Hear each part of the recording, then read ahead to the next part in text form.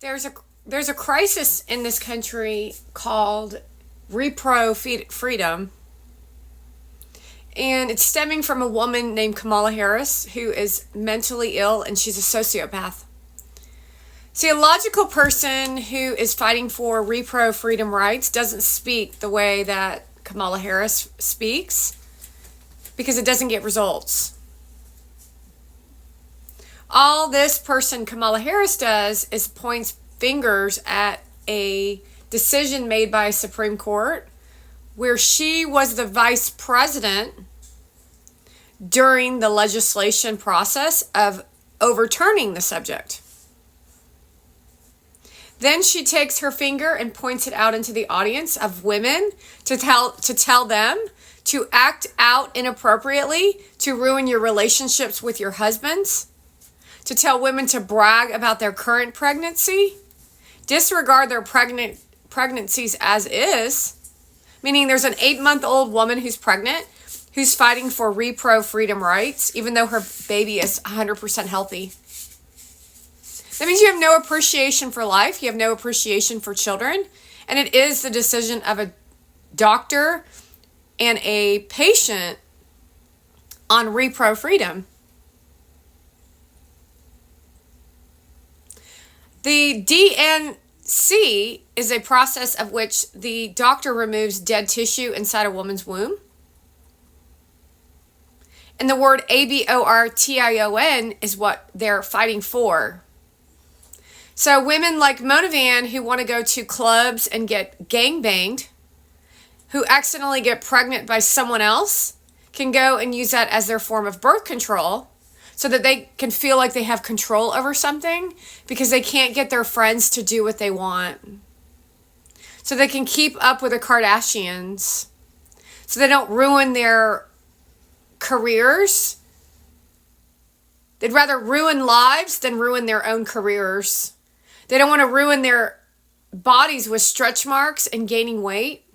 They don't want puffy noses and puffy faces. They don't want to bond with a man. Instead, they put them on the chopping block and figure out any which way they can.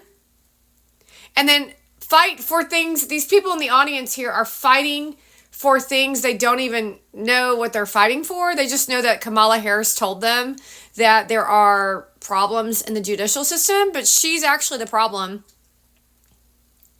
They're actually the problem. They're the ones that are the problem.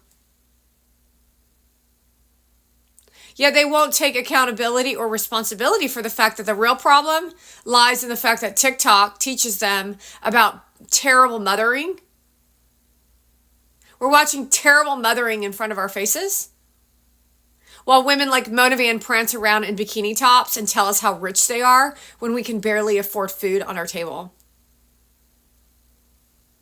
So we can barely afford food on our table, and Kamala Harris is speaking to the rise in cost of groceries, and Mona Van is hosting an elite event that's solely focused on herself and food, and expensive food at that, while women in the organized crime group of the mafia tell you that you have a choice.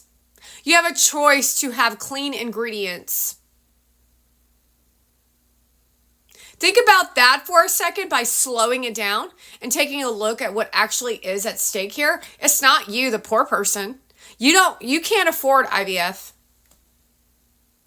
We don't want to hear your crybaby story, Bella Dolan, about how you can't have a child, so you adopt one instead. And now we're seeing who you are as a mother, which is not very interesting. It's actually quite diabolical to watch you parent someone.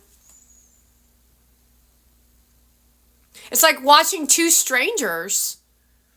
The interesting part isn't that it's an adoptive parent and a child. It's interesting that even a mother like Addie McCracken, who brags about carrying a child at this time, a new coming infant into the world, is not celebrating the child that she's having with Rustin. Rustin is clearly upset, but she doesn't care. She films anyway.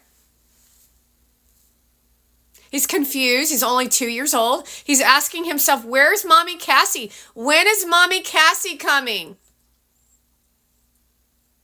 Now he's being replaced with another child because his newness of infancy is going away because he's growing up, which is normal, Rustin. But instead of celebrating the fact that her and the husband, the Brady, are with child, they are telling you they FUCKED'd, and she's erotically looking at the camera and gloating with an infant's in her womb, a fetus photograph, waving that shit in your face, causing anger amongst women who can't have children, who of course are having struggles getting pregnant because there's new pharmacy out there where women can put a pill which then tells them that they don't have to have their period. And then they have a IUD that tells them they don't have to have their period anymore. So now everybody's becoming what? TRANNY? Because it's an inconvenience for you to wear a pad. But it's a huge relief in a woman's life to experience her period, because the PMS that comes before her period is the warning sign that your period is coming. And the 14 days after the onset of your period is the most fertile day of the month to become pregnant. But you could tell a woman that till she's blue in the face, but she won't believe you. She'll get an ovulation kit and she'll get all these high-tech equipment. She'll work off of her bad attitude and her forced experience with a man. And then say they did in vitro, which might be IVF. I think it might be the same thing, except with IVF, you can decide if it's a boy or a girl. But you're like young, fertile people. There's no reason why you should all be on IVF. Except for your mentality of your devil worshiping of controlling everything, which is what we're seeing with the college era of what these women are up to. Meaning you're not actually in love with your partner.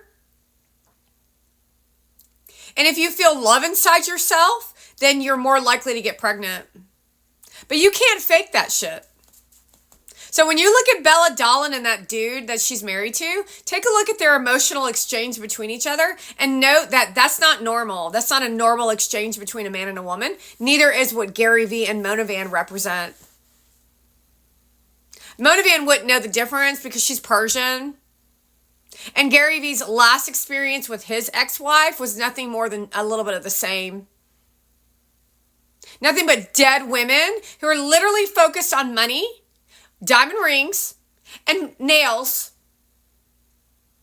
while they prance around in fancy, beautiful clothing that's so gorgeous. Everything's so gorgeous. My life is so beautiful with you. Wow, that's really deep. That is really sharing how much you care for someone.